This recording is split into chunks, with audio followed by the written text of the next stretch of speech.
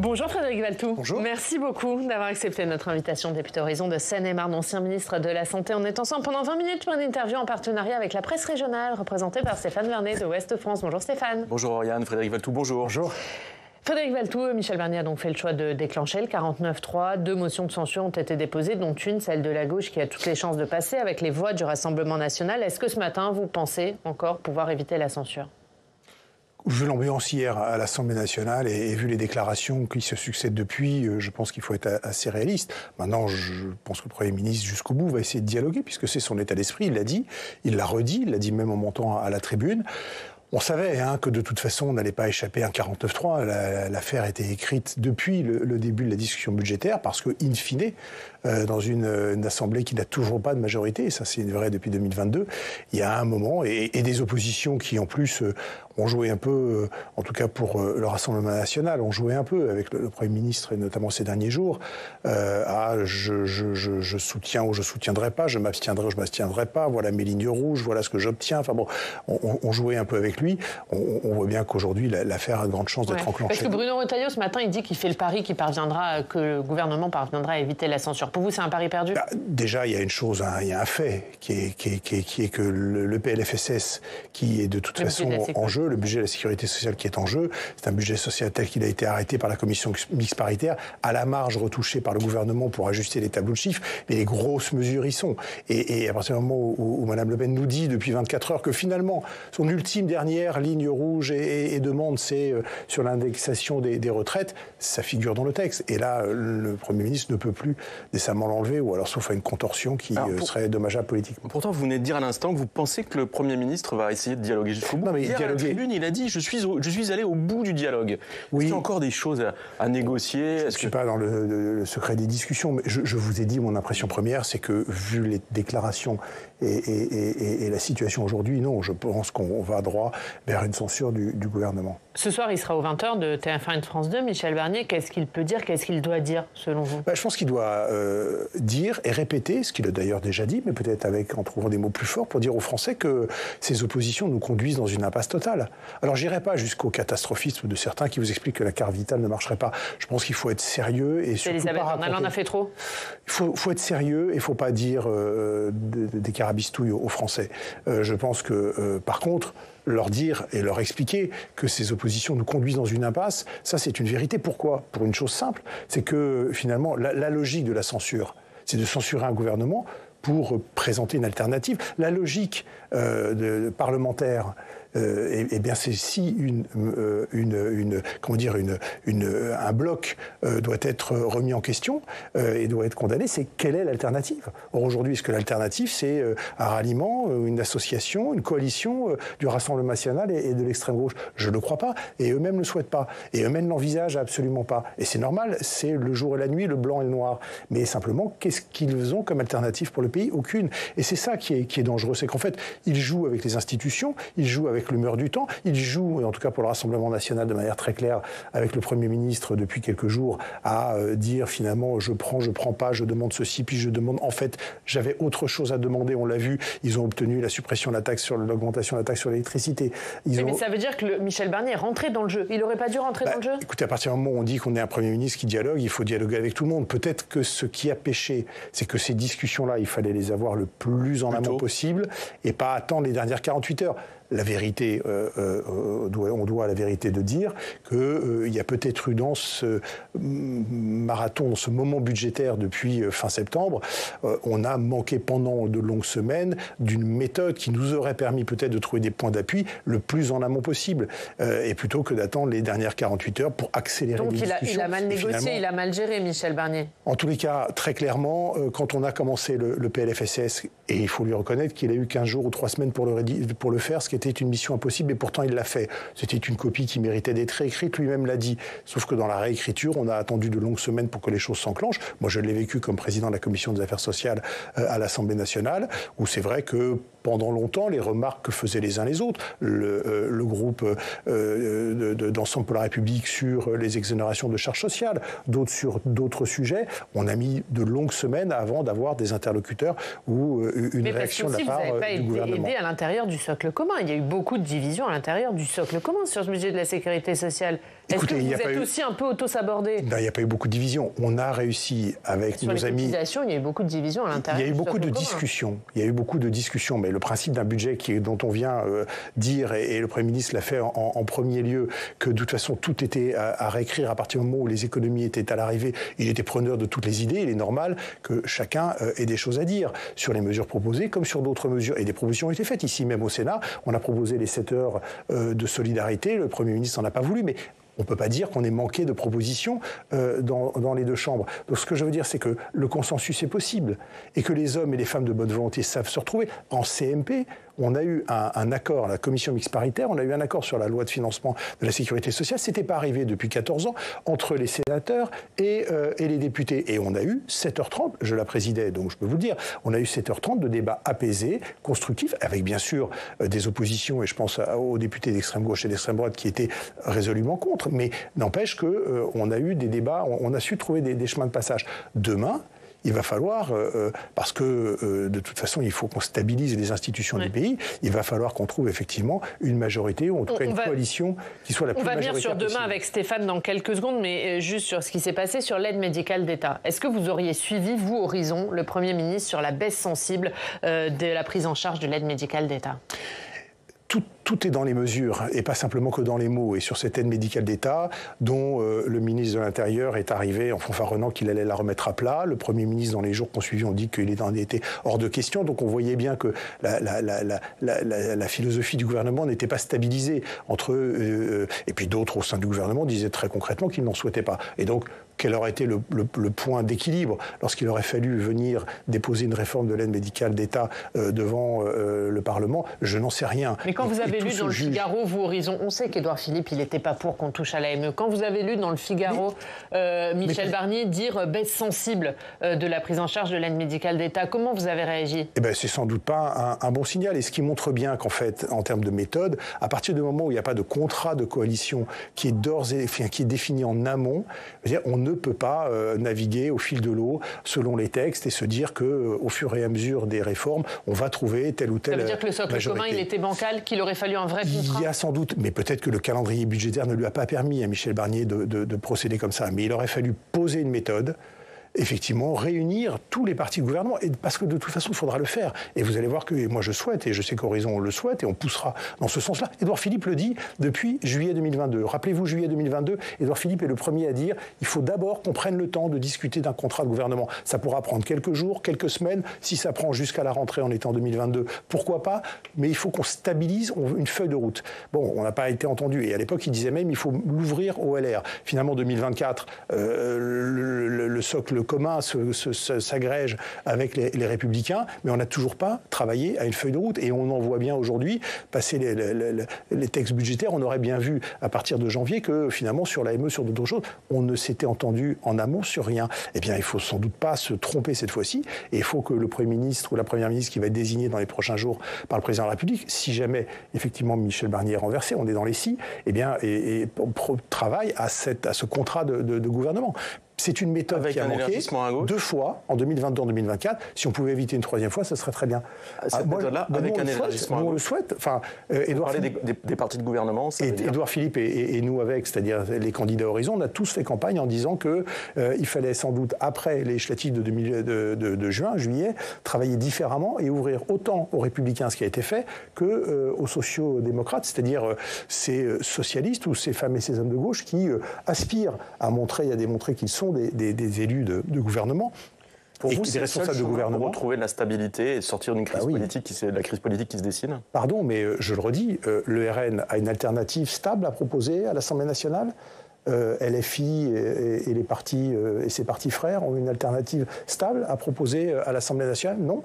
Et ensemble encore moins. Et donc on va vers de l'instabilité, ce qui est évidemment jamais bon, et amènera effectivement sans doute à des tensions économiques. Je ne parle pas de crise, mais des tensions économiques. Vous êtes en train de nous dire en même temps que se tourner à nouveau vers la droite, choisir un Premier ministre qui viendrait des Républicains et qui ne serait pas capable d'aller vers cet élargissement-là, ça ne servira à rien, même cause produisant les mêmes effets, on en reviendra à un blocage? Il faut aller vers des personnalités qui sont susceptibles de réunir... Oui, de réunir la gauche, ça ne me choquerait pas. On le dit, je le redis depuis juin 2024. Mais c'est quel profil? Moi, je ne veux pas faire Mais est-ce que le socle commun, il a encore un sens aujourd'hui? Est-ce que dans le futur gouvernement, il y aura encore ce socle commun-là? Je ne sais pas, puisque là, on est vraiment dans l'extrapolation totale, puisqu'on ne sait même pas si Michel Barnier va être renversé et qui pourrait le remplacer. Simplement, il faut donner de l'assise, de la stabilité. Il faut élargir le plus possible un socle commun, ou je ne sais pas comment on pourrait l'appeler, j'ai jamais aimé ce mot-là, ça s'appelle une coalition, un socle commun. Donc une coalition minoritaire. Est-ce qu'elle peut devenir majoritaire en agrégeant des personnalités du Parti socialiste? Enfin, il y a un moment, il faut aussi que le Parti socialiste Horizon, le Modem et Ensemble pour la République. Il faut que... Je l'espère. Est-ce que ces quatre-là resteront ensemble? Écoutez, on a travaillé depuis 3 mois ensemble. Et franchement, je le vois, moi, sur le PLFSS, mais ce n'est pas une mince affaire, le PLFSS. Hein, c'est 662 milliards, c'est beaucoup plus important que le budget de l'État. Je veux dire qu'il s'y décide des choses qui sont majeures. Bon, on a travaillé main dans la main avec la majorité sénatoriale qui est largement composée des Républicains, avec un rapporteur à l'Assemblée nationale qui est lui-même républicain. Il n'y a pas eu l'épaisseur d'une feuille de cigarette entre nous, parce qu'effectivement, il y a la conscience qu'il fallait donner de la stabilité des mesures sociales pour le pays. Et donc, on peut reproduire cet exercice avec des hommes de gauche. Enfin, il y a un moment, il faudra que le Parti socialiste sorte d'une certaine ambiguïté. C'est pratique de se cacher derrière LFI.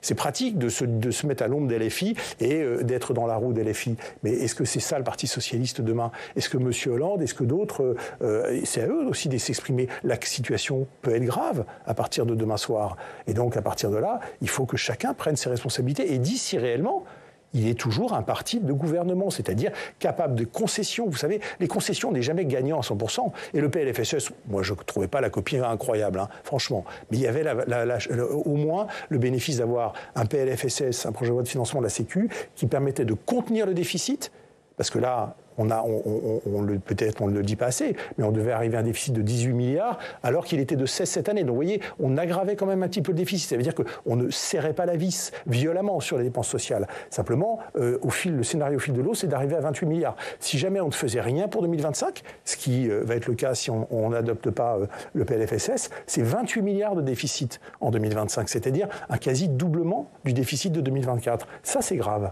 Est-ce que vous pouvez nous expliquer très concrètement ce qui se passe si le gouvernement est censuré? Il n'y a plus de PLFSS, il n'y a pas de budget de la Sécu. Ça veut dire quoi? C'est ce que je suis en train d'expliquer. Au-delà des économies, c'est des grands chiffres, mais pour les gens, ça veut dire quoi? Pour les Français qui nous regardent, c'est quoi les conséquences? Non, mais attendez.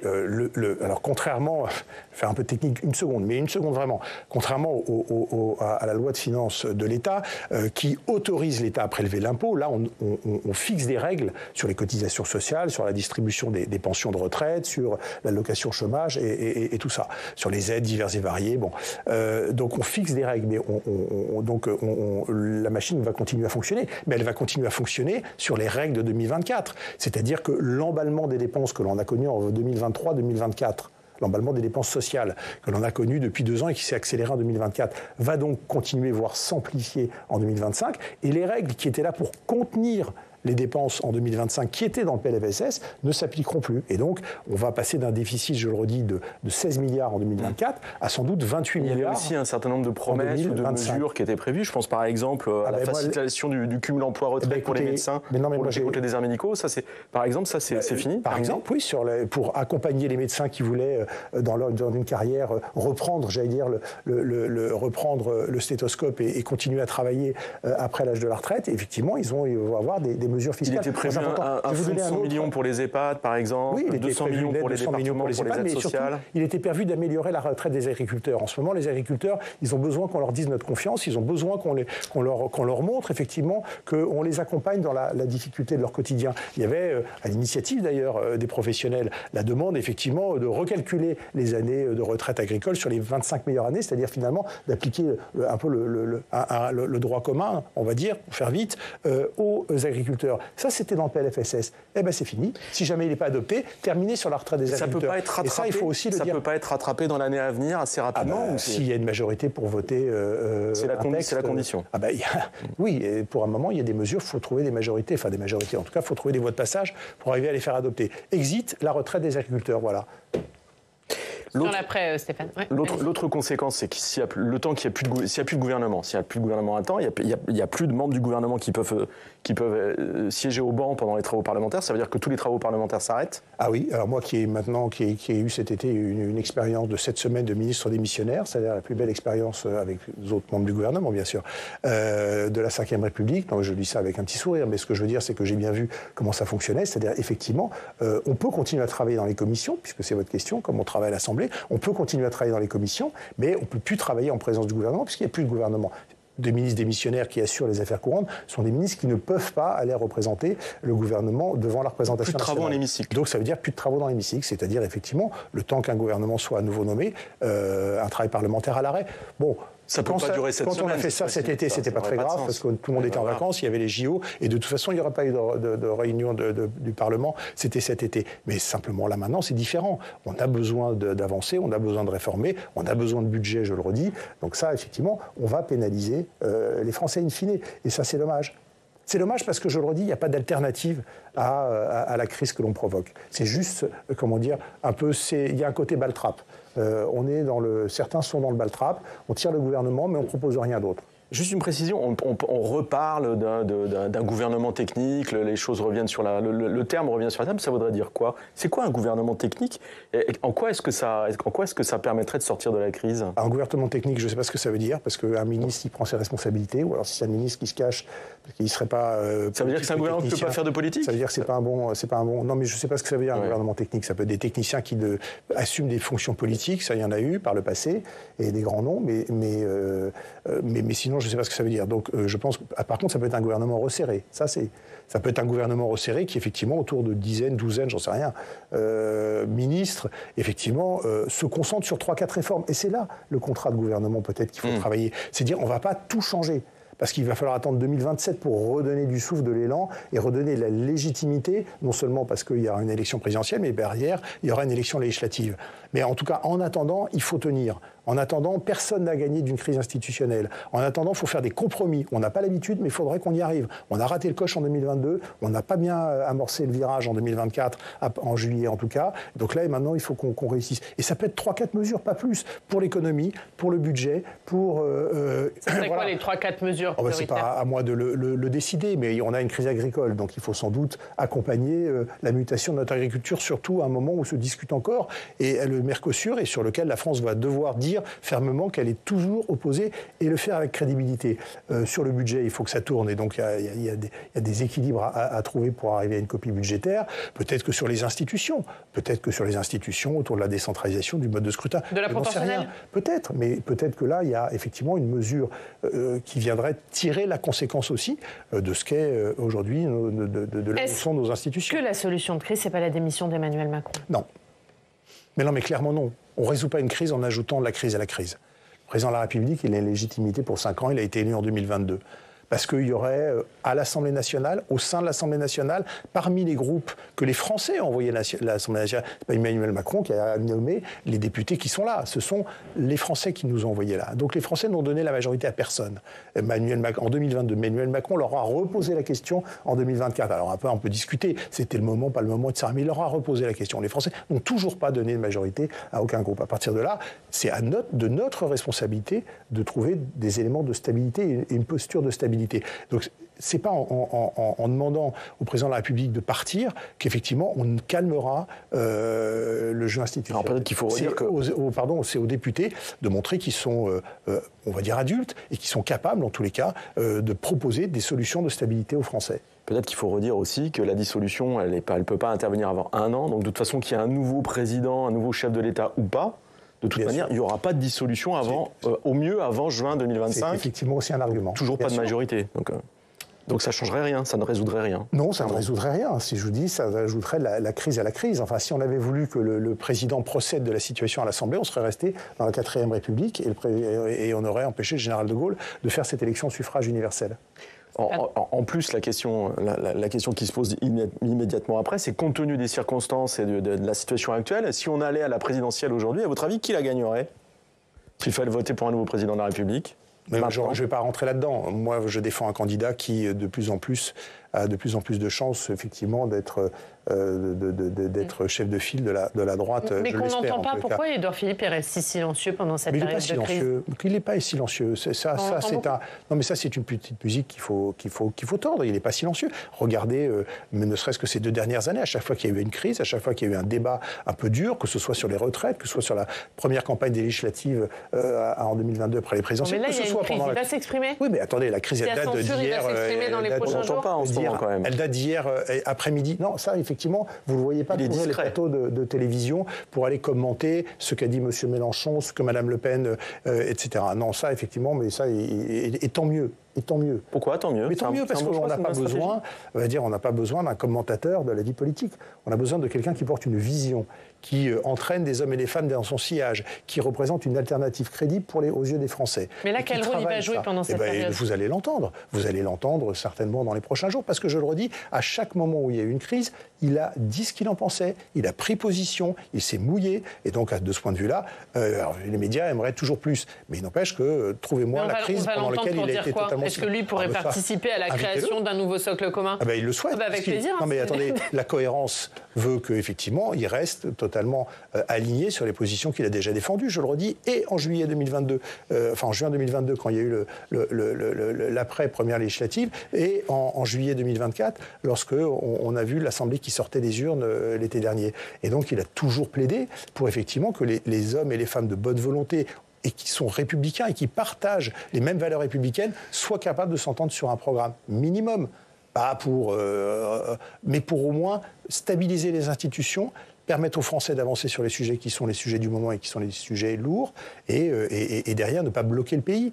En attendant, effectivement, l'élection présidentielle, qui est le scrutin roi, on va dire, ou l'élection reine, dans la Ve République. Merci Frédéric Valletoux. Merci beaucoup d'avoir été notre invité. La une de Ouest France, Stéphane, le gouvernement face à la censure après le 49.3. Merci Stéphane. À la semaine prochaine et tout de suite c'est l'heure de notre débat dans le club.